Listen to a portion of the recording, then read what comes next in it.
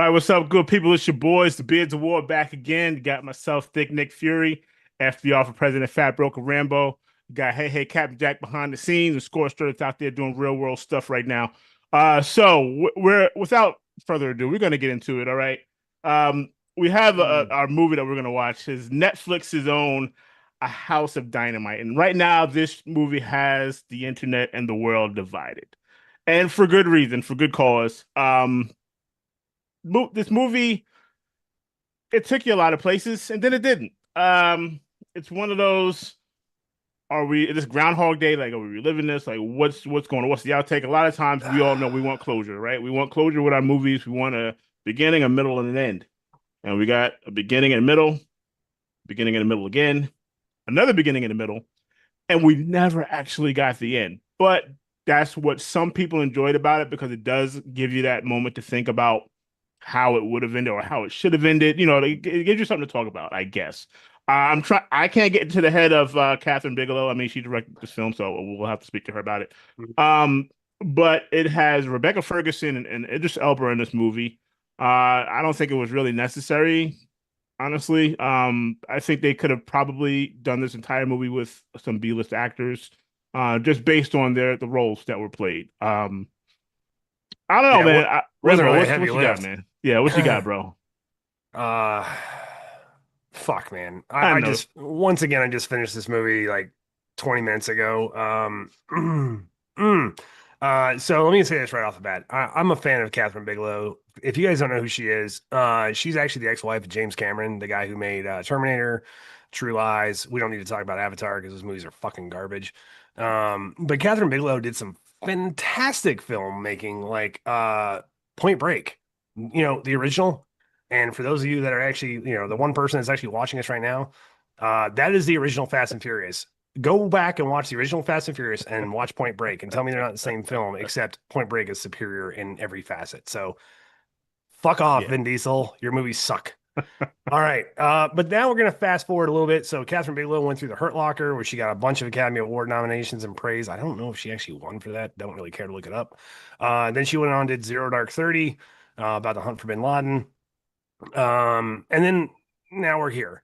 I gotta admit, so okay, this film is pretty much the same 18 minutes, rinsed and repeated throughout multiple different characters, and you can pretty much tell from the first scene who else they're gonna touch. They're gonna touch SecDef, they're gonna touch POTUS, they're gonna touch, the Russians.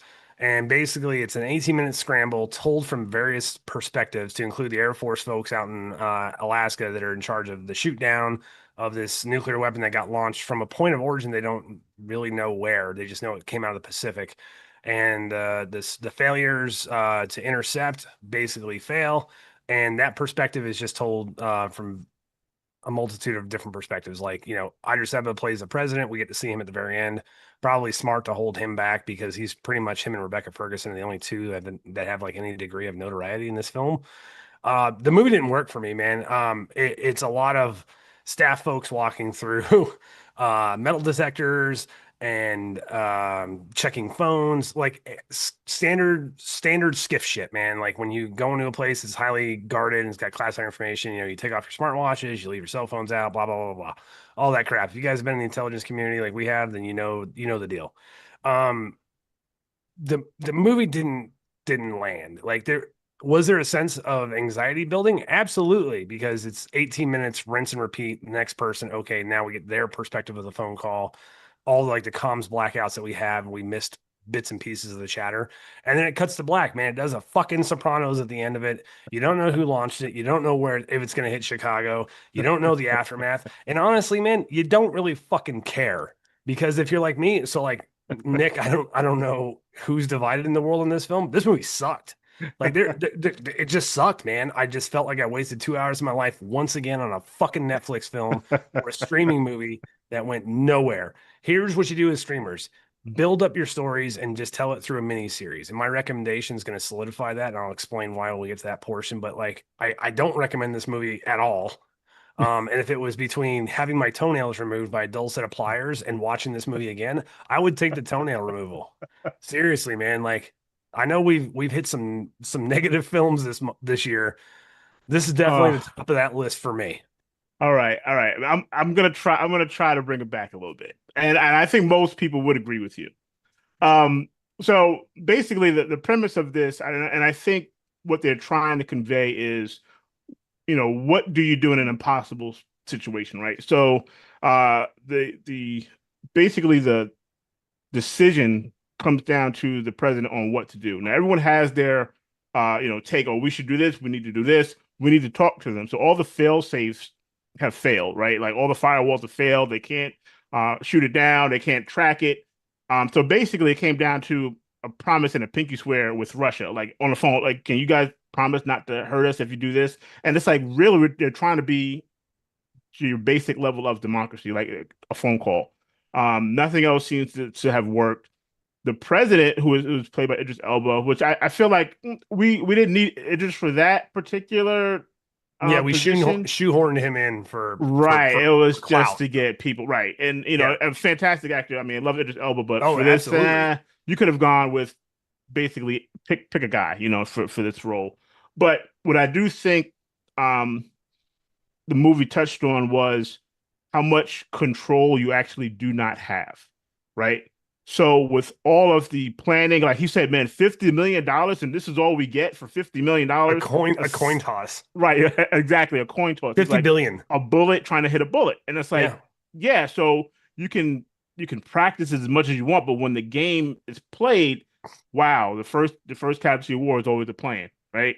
So when nothing else worked, now you could just see like the helplessness. Everyone just kind of sitting back, like, oh, okay, wow, we did everything right. Like the guys at Greeley was like, we did everything right. We did everything right. And they couldn't prevent it. So now we have this nuke that's supposed to hit Chicago. And throughout the movie, it's everybody's counting down. It's only 19 minutes. So, okay, well, is going to be a long, drawn out Armageddon. We got 19 minutes to figure this out. But they kept replaying the same 19 minutes. So that's 2 hours and some change. And at the end of it, number one, you don't know where it came from. Number two, you don't even know if it hit. And if it did hit, did it blow? Because they kept saying, well, sometimes they don't detonate. So we really don't know what happened. But the president has this weight on the shoulders of, do we retaliate? Do we fire back? Like the advisor was saying, is it suicide or a surrender? So I think what the movie tried to do is put you in the shoes of someone having to make a decision where the entire world affected, and nobody wants to be that guy. The president was even asking his advisor, like, what should I do? Like, what would like, I don't want this all to be on me. Like, what do you think I should do? And now people at home are saying, like, well, what would I do? Or what should he do? And of course, the movie didn't answer the question.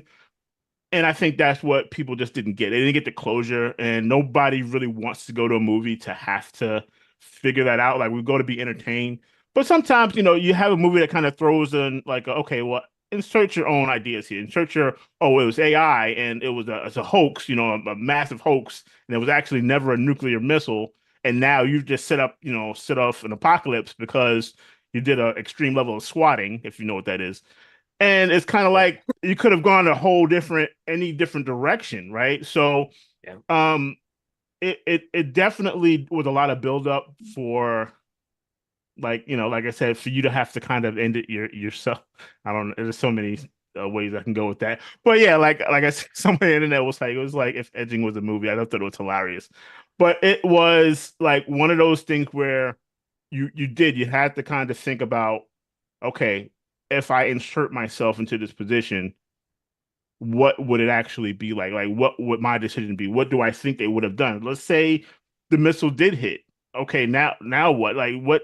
How much does that change the movie, whether or not it hit or if it didn't? Right? It's kind of like we've had movies where there's been a standoff, a nuclear war, and all that, but we always think about what if nuclear war actually happens, then we know it's like that's an end game, right? It's not like, okay, one missile gonna be fired and that's it. Like, no, one and then two and that's it. It's just nuclear winter. And that's like kind of pretty much the end of civilization. So it was one of those movies that it kind of had it went right into it. Like they didn't like dance around it too much. It kind of got right into what the situation was. Yeah. And you got to see various organizations and their leadership try to come up with a plan. And with, like I said, with all the high tech and equipment and capabilities, it was one of those like, okay, now I'm stuck with a book that he called, what he called a rare, medium, and well done. Yeah. And that's how he's making the decision of the world in a color coded book at the end of it all. So, yeah, I mean, you can draw your own conclusion, and I do get the frustration. I do. Some people were okay with drawing their own conclusions, but like some movies like The Sopranos, it left you hanging. It's like, wow, really? This is how you guys ended this? And sometimes, you know what? Why not? Because usually, the way movies end, especially when it comes to like dramas and like horror movies, they're always bad. Weapons. I'm talking to you. Yeah. Weapons. Oh, yeah. All right. We're gonna retract because Yeah, we Rambo and are. I did praise that movie because it got cut off like at a particular pivotal scene, I'll say in the movie. But actually, just getting to finish it, it God took a awful. sharp left. It took a sharp left. But Yeah. yeah. So ending movies is tough. Um, I don't know. Like it had a good build up, and then it's like, wow, man, So you I will walk away say this, disappointed. man, like to kind of close out my metaphor that I gave about the Sopranos, right? I'm a huge Sopranos fan. Love that series. I had we had as an audience 6 seasons to establish those characters and to go through their turmoil and their drama and all that stuff. So like the ending of that I felt like was justified because I don't think you're going to get the ending you want whether you appease the fans or you split the fans or regardless. In that light, I appreciated the fact they ended it on that note, allowing the creator or the sorry the viewer to make up their own decision, just like a book that ends on an open ending. Like, hey man, at some point you can draw your own conclusions and make that story, excuse me, your own.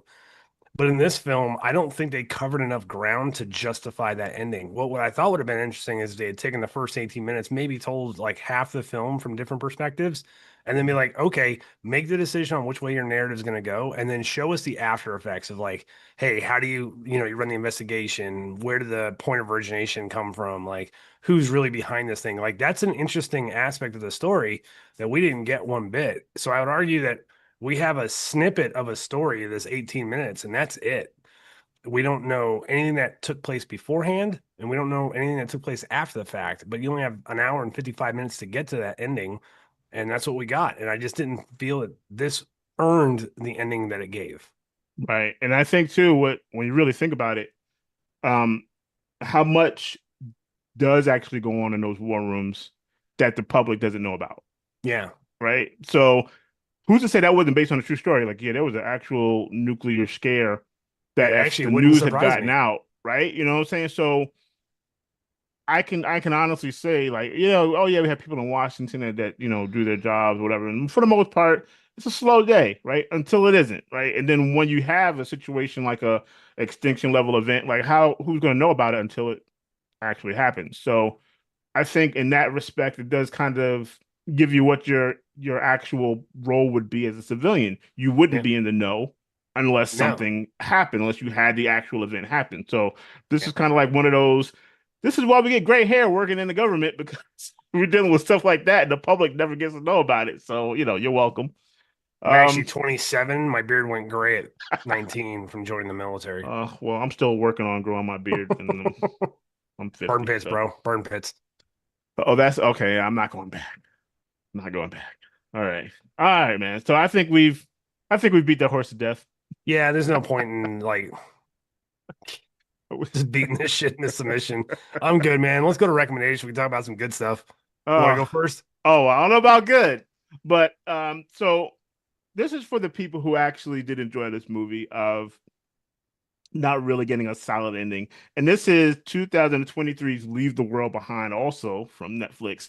This one had Julia Roberts, Mahershala Ali, Ethan Hawke, and basically the family's on vacation in Long Island, and all of a sudden communication starts to go down, things go a bit haywire. And what it basically does, it gives you a glimpse of things going on around the world without having those typical comforts of life, like your GPS doesn't work. So the husband drives away and the GPS doesn't work, so he doesn't even know how to get back to the Airbnb. And it kind of shows you how reliant we are on technology and the advances that we've made. Where back, not even what 20 years ago, like you had MapQuest, like you had a map, like you knew how to get around using like features. Now it's like you look at your GPS, you'll miss the big green direction sign that's right ahead of you because you're focused on an electronic that's helping you make life easier and respect it's actually making you dumber. And I think we've all kind of experienced that. Like I don't remember anybody's phone number anymore, and it's just Yeah. you take things for granted until wow, now I have to fall back on basic instincts that are either dull or non-existent. Like kids today, I don't know how they would find anything if they didn't have a GPS or something to follow. Say, okay, this is how I get here. This is how I get there. So I think that movie did kind of bring that realization of where we are as a society and how much things can change in an instant just by taking away something that is supposed to be a luxury. Like it's Yeah. not even, it's not a need. It's not food, clothing, and shelter. It is a luxury that we are now so reliant on that we can't function or seemingly function without it. So that was another movie that had like one of those like kind of open endings. It wasn't a horror, like a drama, it was like a drama thriller kind of thing, Sure. and like a slow burn type of movie. Wasn't terrible, wasn't great. It's like one of those. It is what it is. You got to make your own, determination of how you thought it ended at the end of it all. But it as a decent enough movie. If you like this type of movie, I would say check that one out. But yeah, that's all I got for recommendations to keep down that path of ambiguity. All right. Well, I kind of stuck to the same path as well. My choice is a mini series, and you guys have probably seen me advertise this one before because I'm a huge fan of it. Came out this year. Netflix once again. This is why I kind of say like, man, when they invest in like a mini series or a television series, I feel like streaming really kind of like lands. Just my opinion. So my pick this week is Zero Day. It's on Netflix. It was a mini series that came out, standalone series. Robert De Niro as a former president, Angela Bassett as a current president, and then Matthew Modine plays the Speaker of the House. If you guys don't remember him, he's Joker from Full Metal Jacket. There you go. I caught you up on like 30 years of cinema in one hit. Um, What's Full so Metal Jacket? so Zero Day is like an infrastructural attack that basically shut down the electronic infrastructure of the United States for, and if I remember correctly, they were trying to do it for like 5 seconds. They actually ended up doing it for a minute. So like, there's a lot of critical shit that happens when you shut that down. Like for instance, the FAA, right? Like the towers can't see. So it's the worst scenario that you can imagine in this kind of mini series. And Angela Bassett brings in De Niro and asks him to kind of run the investigation as to what led to this attack. And I don't want to give it away because it actually is a really good buildup. I think it's about 8 episodes. Highly recommend it, man. And it is a good example of like what happens when a person that has strong moral beliefs is given like unlimited power in order to execute a tasking of this nature. And so there's a great line where Angela Bassett's like, "Hey, like this is going to go beyond the Patriot Act's abilities, and you can pretty much do whatever you deem necessary in order to get the questions answered." And De Niro like comes back and he realizes the weight of the situation. He's like, "So you're giving me basically unchecked power to run my own investigation to do as I see fit, to include like there's there's a scene later on in the series where that question is actually forced to play out in real time, where it's like, hey, we know this guy knows something, so they go down the torture road, and it doesn't work in their favor. Torture never works. Um, and it's just a very good telling series. Like I would argue, like regardless of what the politics of today looks like, I think it's an excellent series, an example of what unchecked power looks like, and what checked power looks like. And I think it's a phenomenal series. Highly recommend that everybody check it out, especially if you're any fans of any of those actors. They all shine. They bring their absolute A game in this series, and I'd be interested to see what comes next as far as like the creator of the show and what they're going to do in the future because man, they hooked me on their creative craft. So highly recommend it. It's on Netflix. Check it out, man. 8 hours can't go wrong. All right, sweet. All right, man. All right, so that rounds us out. So listen, last show we had our spotlight on Liam Neeson. Yeah, So what I did was we put a poll together of four of Liam Neeson's movies, and we want you guys to vote.